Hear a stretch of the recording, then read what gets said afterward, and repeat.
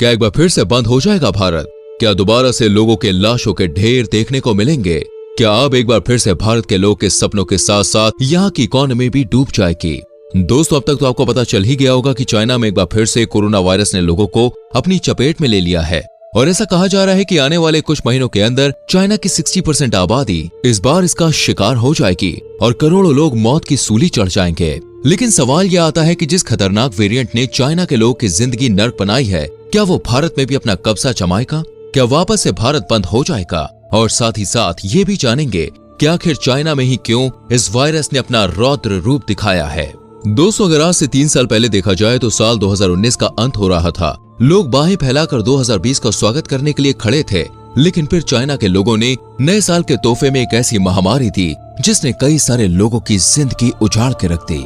शुरू में चाइना ने इस महामारी के बारे में दुनिया से छुपाया, जिसका नतीजा ये था कि लोग बेफिक्र होकर घूम रहे थे और भारत के लोग तो कुछ ज्यादा ही पार्टी वार्टी कर रहे थे, त्योहार भी मना रहे थे। और उसी का नतीजा है कि भारत में जब इस वायरस की दूसरी लहर आई तो चारों तरफ हाहाकार मच गया। शमशान घाट में लाश जलाने के लिए जगह तक नहीं बची। उस खौफनाक मंजर को याद करके आपके भी रोंगटे खड़े हो जाते होंगे। हाथों में सैनिटाइजर और मुंह में मास्क लगाकर घरों में बंद हो जाने का समय क्या दोबारा से भारत में आएगा? और अगर आएगा तो कब आएगा? इन सारी चीजों के बारे में दोस्तों हम आपको बताएंगे, पर उससे पहले हम ये बात करेंगे कि आखिर चाइना को ये सब कुछ क्यों झेलना पड़ रहा है? क्यों जिस वायरस की शुरुआत चाइना से हुई थी, आज उसी वायरस ने दोबारा से चाइना में तबाही मचा के रख दी है। दोस्तों, आपने अक्सर सुना होगा कि चाइना के माल पर भरोसा नहीं करना चाहिए, कब धोखा दे जाए कुछ भी कहा नहीं जा सकता है। अब तक तो ये बात केवल कहावत थी, लेकिन दोस्तों आज चाइना ने खुद अपनी इस कहावत को सच कर दिया है। चाइना में जो ये नया वेरिएंट आया है, ये अभी से नहीं दोस्तों, बल्कि पिछले 3 महीने से भी ज्यादा वक्त से चाइना की कुंडली में शनि बनकर मंडरा रहा है, जिसकी सबसे बड़ी वजह है वहां की वैक्सीन, जो इतनी हल्की थी कि लोगों पर ढंग से असर ही नहीं कर पाए। इसलिए दोस्तों जब वायरस ने अपना रूप बदला, यानी कि नए वेरिएंट में आया, तो लोग उससे तेजी से संक्रमित हो गए। और आज ये नतीजा है कि बड़े बड़े एक्सपर्ट्स खुद ये कह रहे हैं कि चाइना की आधी से ज्यादा आबादी इस वायरस से संक्रमित होगी, यानी कि लगभग 70 करोड़ से ज्यादा लोग इस वायरस से संक्रमित होंगे।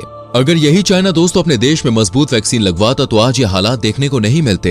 हालांकि जैसे ही चाइना को पता चला कि नया वेरिएंट उसके देश में दस्तक दे रहा है, उसने अपने यहाँ लॉकडाउन लगवा दिया और कई सारे नियम कानून लागू किए गए, जिस पर लोग अमल भी कर रहे हैं। लेकिन इतना कुछ करने के बावजूद भी दोस्तों ये वेरिएंट इतना ज्यादा खतरनाक है कि उसने एक एक करके लोगों को अपनी चपेट में लेना शुरू कर दिया है। इस खतरनाक वेरिएंट का अंदाजा दोस्तों आप इसी बात से लगा सकते हैं कि वैक्सीन लगाने के बावजूद लोग न केवल वायरस की चपेट में आ रहे हैं, बल्कि मौत के घाट भी उतर जा रहे हैं। और सोने पर सुहागा तो अब हो रहा है, जहां चाइना अपनी गलती को छुपाने के लिए गलती पर गलती करता जा रहा है। एक तरफ चाइना के लोग बेमौत मारे जा रहे हैं, तो वहीं चाइना मरने वाले लोगों का आंकड़ा दुनिया से छुपा रहा है और दुनिया को धोखा दे रहा है। ऊपर से दोस्तों चाइना ने वायरस से मरने वाले लोगों की संख्या को कम करने के लिए एक नई स्कीम जारी कर दी है, जिसके तहत अगर वायरस से संक्रमित कोई भी इंसान सांस की कमी या ऑक्सीजन की कमी के कारण मरता है, तभी उसे वायरस से मरने वाला बोला जाएगा, वरना उसकी मौत का कारण कुछ और ही समझा जाएगा। यानी कि अगर इस वायरस से पीड़ित कोई भी इंसान कमजोरी के चलते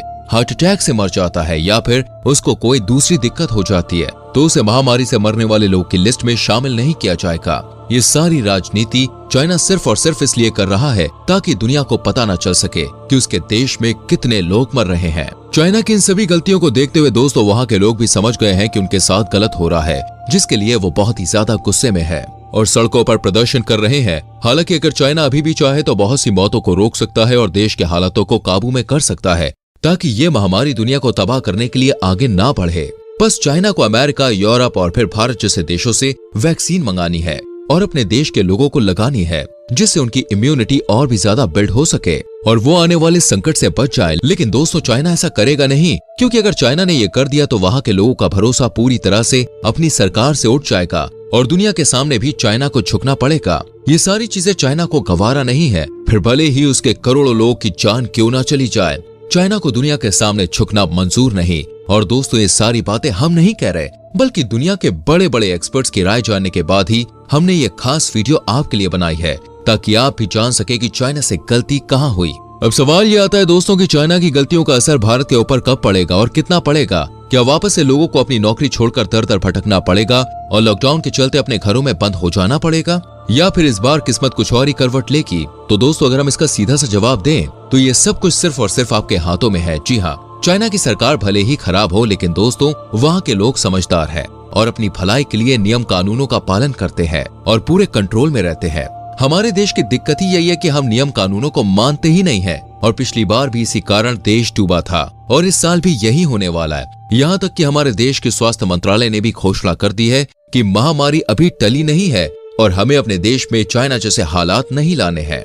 अच्छी बात यह है कि जिस खतरनाक वेरिएंट ने चाइना में दस्तक दी है वो अभी भारत में देखने को नहीं मिला है, यानी कि भारत अभी इस वेरिएंट से सुरक्षित है। और जानकार भी ऐसा कह रहे हैं कि भारतीयों को जो वैक्सीन लगाई गई है वो चाइना की वैक्सीन से काफी ज्यादा मजबूत है और लोगों की इम्यूनिटी पर अच्छे से वर्क भी कर रही है। इसी वजह से जहां हमारा पड़ोसी देश चाइना लाशों को दफना रहा है, वही लोग हमारे यहाँ खुले में सांस ले पा रहे हैं। और यकीन मानिए दोस्तों, ये सिलसिला इसी तरह चलता रहेगा अगर हम गलतियां ना करें। हमारी सरकार ने तो अच्छी वैक्सीन लगाकर पहले लेवल पर हमें सुरक्षित कर लिया, लेकिन बाकी की जंग हमें खुद ही लड़नी है, जिसके लिए आपको कुछ चीजें खास तौर पर करनी होंगी, तभी आप इस खतरनाक वेरिएंट से बच पाएंगे। वरना अगर ये वेरिएंट और भी ज्यादा मजबूत होकर भारत में आया तो शायद वैक्सीन भी काम ना कर पाए और उस वक्त हमारी सुरक्षा ही सबसे बड़ा हथियार होगी। सबसे पहले तो दोस्तों आपको सरकार द्वारा दी गई सभी गाइडलाइंस को मानना है और भले ही अभी सरकार ने सभी जगहों पर मास्क अनिवार्य नहीं किया हो, पर फिर भी अपनी सुरक्षा के लिए, अपनी जान बचाने के लिए आपको ज्यादा भीड़भाड़ वाली जगहों से पहली बात तो दूर रहना है। खास करके वो लोग जो महानगरों में रहते हैं, यानी कि बड़े बड़े शहरों में रहते हैं, जहाँ दूसरे देश से लोग कुछ ज्यादा ही आते हैं, क्योंकि दोस्तों यही वो शहर होते हैं जहाँ सबसे पहले संक्रमण फैलता है। ऐसे लोगों को भीड़ भाड़ वाली जगह से दूर रहना है और अगर जा रहे हैं तो मास्क लगा कर रखना है। हाथों को समय समय पर सैनिटाइज करते रहना है, क्योंकि कुछ समय बाद सरकार तो ये सारी चीजें लागू वैसे भी कर देगी। और इस बार बुखार के भरोसे में मत रहिएगा, क्योंकि दोस्तों जो नया वेरिएंट है इसके जो लक्षण है वो काफी अलग है। केवल सर्दी जुकाम से ही लोग इस वायरस से संक्रमित हो जा रहे हैं और सर्दी के मौसम में सर्दी जुकाम होना कोई बड़ी बात नहीं है। इसलिए इम्यूनिटी बूस्टर ड्रिंक्स का इस्तेमाल करिए। हल्की सी भी तबीयत खराब होने पर डॉक्टर का दरवाजा जरूर खटखटाएं, क्योंकि अगर आपने अभी इस क्रिटिकल सिचुएशन में लापरवाही कर दी तो बहुत दिक्कत हो जाएगी। और ये जो नए साल में पार्टी करने और घूमने का प्लान बना रहे हैं वो भी जरा सोच समझ कर ही बनाइए, क्योंकि दोस्तों अगर जिंदा रहे तो आगे बहुत सारे नए साल देखने को मिलेंगे।